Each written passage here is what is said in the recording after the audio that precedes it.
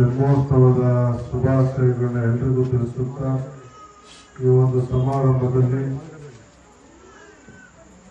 ಶ್ರೀ ಜ್ಞಾನಪ್ರಭ ಸ್ವಾಮಿಗಳು ದಿವ್ಯ ಸಾನ್ನಿಧ್ಯವನ್ನು ವಹಿಸಿದ್ದಾರೆ. ಅವರ ಪಾದಗಳಿಗೆ ನಮಸ್ಕರಿಸುತ್ತಾ ವೇದಿಕೆಯಲ್ಲಿ ತುಕಾರಾಮ್ ಅವರು ಮುಖ್ಯ ಭಾಷಣ ಮಾಡಲಿಕ್ಕೆ ಬಂದಿದ್ದಾರೆ.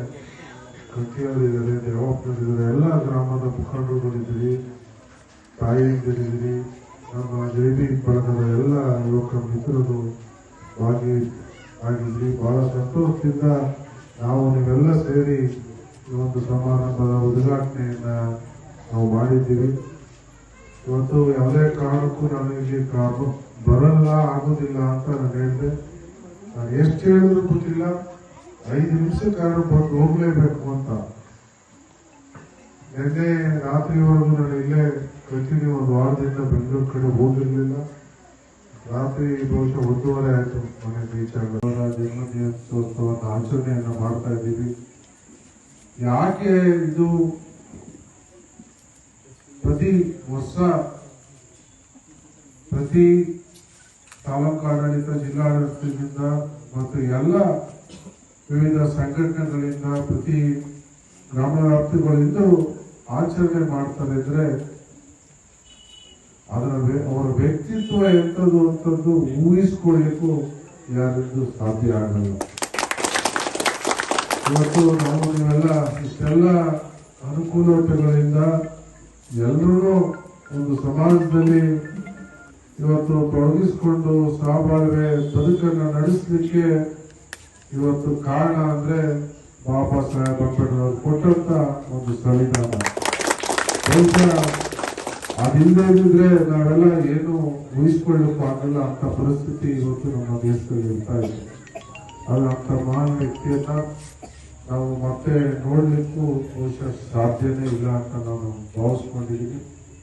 ಈಗ ಅವ್ರ ಬಗ್ಗೆ ನಾನು ಹೆಚ್ಚು ಮಾತಾಡ್ಲಿಕ್ಕೆ ಹೋಗಲ್ಲ, ಯಾಕಂದ್ರೆ ಸ್ವಾಮಿಗಳಿದ್ದಾರೆ, ಮುಖ್ಯ ಮಹಾನ್ ವ್ಯಕ್ತಿ, ಮಹಾನ್ ಶಕ್ತಿ. ಈ ದೇಶಕ್ಕೆ ಅವರ ಕೊಡುಗೆ ಬಹಳಷ್ಟಿದೆ. ಬಹಳಷ್ಟು ಜನ ಅವರ ಫೋಟೋವನ್ನ, ವಿಗ್ರಹವನ್ನ ಇಟ್ಕೊಂಡು ಅವರ ಸ್ವಂತ ವೈಯಕ್ತಿಕ ಹಿತಾಸಕ್ತಿಗಳಿಗೆ ಮುಸ್ಕರದಲ್ಲಿ ಭಾವಚಿತ್ರವನ್ನು ಅಳವಡಿಸಿಕೊಳ್ಳುವಂಥದ್ದು ಇವನ್ನೆಲ್ಲ ಬಿಡಬೇಕು. ಅವರ ಇರುವಂತ ಗೌರವ ಘನತೆಯನ್ನು ಎತ್ತಿ ಹಿಡಿಯುವಂತ ಕೆಲಸ ಮಾಡಬೇಕು. ಯಾವುದೇ ಈಗ ನಿಜವಾದ ಯಾರಿಗಾದ್ರೂ ಅನ್ಯಾಯ ಆಗಿದೆ, ಯಾರಿಗಾದ್ರೂ ಅಂತ ತೊಡಕಾಗಿದೆ ಅಂತ ಸಂದರ್ಭದಲ್ಲಿ ನೀವು ಭಾವಚಿತ್ರ ಇಟ್ಕೊಂಡು ಸೈಟ್ ಮಾಡಲಿ, ಇನ್ನೊಂದು ಮಾಡಲಿ, ಪುಸ್ತಕ ಮಾಡಲಿ, ಗೌರವ ಇರ್ತದೆ.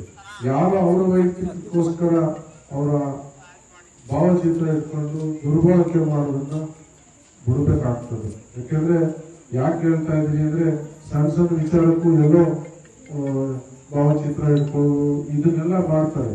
ಅದು ಆಗ್ಬಾರ್ದು. ಯಾಕೆಂದ್ರೆ ಅವ್ರಿಗಿರುವಂತ ಗೌರವಕ್ಕೆ ನಾವು ಅವ್ರನ್ನ ಅಷ್ಟೇ ಗೌರವವಾಗಿ, ಅವರು ಯಾವ್ದು ಇಲ್ಲದೆ ಇರ್ಬೋದು, ಅವ್ರ ಭಾವಚಿತ್ರಕ್ಕೂ ಅಷ್ಟೇ ಹೆಚ್ಚಿನ ಗೌರವ ಇರುತ್ತಿದೆ. ಆ ಗೌರವವನ್ನು ನಾವು ನೀವೆಲ್ಲ ಸೇರಿ ಕಾಪಾಡಿಕೊಂಡು ಹೋಗೋಣ ಅಂತ ಹೇಳಿ, ಮತ್ತೊಮ್ಮೆ ಇಂಥ ಚೇತನ ನಮಗೆ ಸಿಕ್ಕಲ್ಲ ಅಂತ ಹೇಳಿ ಇವತ್ತು ನಾವು ನೀವೆಲ್ಲ ಅವರ ಸ್ಮರಣೆಯನ್ನ ಮಾಡ್ಕೊಳ್ತಾ ಅವರ ಒಂದು ಗೌರವಪೂರ್ವವಾಗಿ ಅವರಿಗೆ ಒಂದು ಜನ್ಮದಿನವನ್ನು ಆಚರಣೆಯನ್ನು ಮಾಡ್ತಾ ಇದ್ದೀವಿ.